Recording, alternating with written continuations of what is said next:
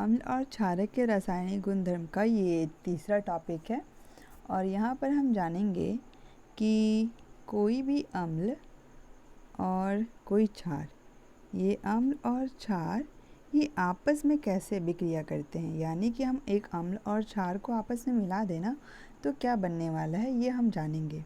एक अम्ल का उदाहरण लेते हैं, जैसे कि हाइड्रोजन क्लोराइड है, हाइड्रोक्लोरिक अम्ल है और इसमें हम लोग मिलाते हैं कोई क्षार जैसे कि सोडियम हाइड्रोक्साइड। अब हमारा टारगेट ये है जानना कि यहाँ पे कौन कौन से उत्पाद बनने वाले हैं।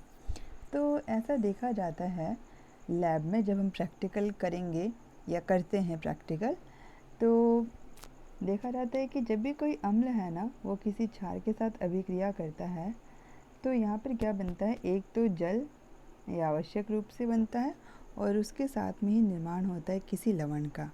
अब H2O कैसे बना, अम्ल का हाइड्रोजन और क्षार का जो OH ग्रुप है ये आपस में मिलकर बन गया जल। बचा क्या क्या, सोडियम और क्लोरीन।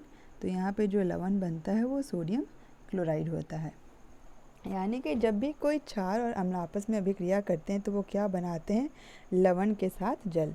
इसको हम लोग इस प्रकार से लिख सकते हैं, अम्ल और उसके साथ में क्षार, ये आपस में अभिक्रिया करके बनाते हैं लवण और उसके साथ जल। उदाहरण हम लोग लेते हैं, जैसे कि कोई अम्ल है H2SO4 हाइड्रोजन सल्फेट सल्फ्यूरिक अम्ल है, और एक क्षार लेते हैं हम लोग पोटेशियम हाइड्रोक्साइड। अब यहाँ पर क्या बनेगा, सबसे पहले तो हम लोग जल लिख देते हैं क्योंकि ये बनना ही है। कैसे बनेगा, ये SH और OH के साथ मिलकर। बचा क्या क्या, पोटेशियम और सल्फेट, और इन दोनों को हम क्या करेंगे साथ में लिख देंगे तो जो लवण बना वो हो गया पोटेशियम सल्फेट। और कुछ उदाहरण हम लोग लेते हैं, एक अम्ल है नाइट्रिक अम्ल और इसके साथ हम लोग लेते हैं सोडियम हाइड्रोक्साइड, ये हो गया क्षार। अब अम्ल है और क्षार है तो जल का बनना तो आवश्यक है, इसीलिए हम लोगों ने जल पहले लिख दिया।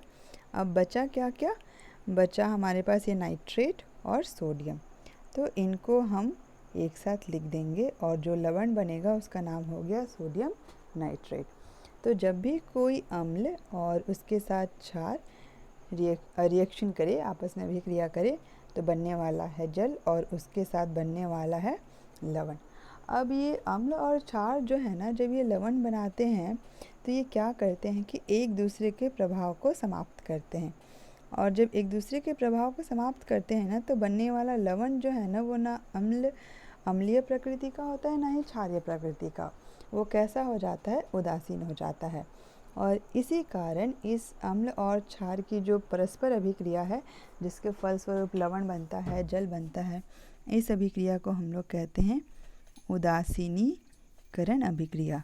यानी कि ये अभिक्रिया में क्या होने वाला है, एक अम्ल क्षार से अभिक्रिया करेगा और क्या बनेगा, उसमें लवण और जल बनने वाला है। तो हो गया, हम इसको ऐसे लिख सकते हैं, एसिड बेस जब रिएक्शन हुआ तो बना सॉल्ट और उसके साथ वाटर, और इस अभिक्रिया का नाम हो गया अम्ल और क्षार की परस्पर अभिक्रिया को हम लोग कहेंगे उदासीनीकरण अभिक्रिया। क्यों हम कहेंगे, क्योंकि ये अम्ल और क्षार जो है ना वो एक दूसरे के प्रभाव को समाप्त करते हैं और बनने वाला लवण जो है ना वो अधिकतर क्या होता है, उदासीन होता है, इसीलिए उदासीनीकरण अभिक्रिया कहलाई। कुछ हम लोग सवाल लेते हैं जिनको हम लोग हल करेंगे, ठीक है। अम्ल लिए हाइड्रोक्लोरिक अम्ल और एक क्षार लेते हैं कैल्शियम हाइड्रोक्साइड। बताना है कि यहाँ पर क्या क्या बनने वाला है। दूसरा अम्ल सल्फ्यूरिक अम्ल लेते हैं और हम लोग इसके साथ लेते हैं सोडियम हाइड्रोक्साइड, यहाँ पर भी बताना है कि क्या बनने वाला है।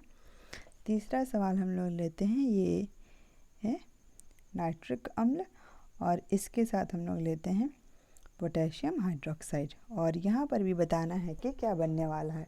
और ये कौन सी अभिक्रियाएं हैं, उदासीनीकरण अभिक्रियाएं, क्योंकि यहाँ पर अम्ल और क्षारक की अम्ल और क्षारक की परस्पर अभिक्रियाएं करवाई जा रही हैं, ठीक है।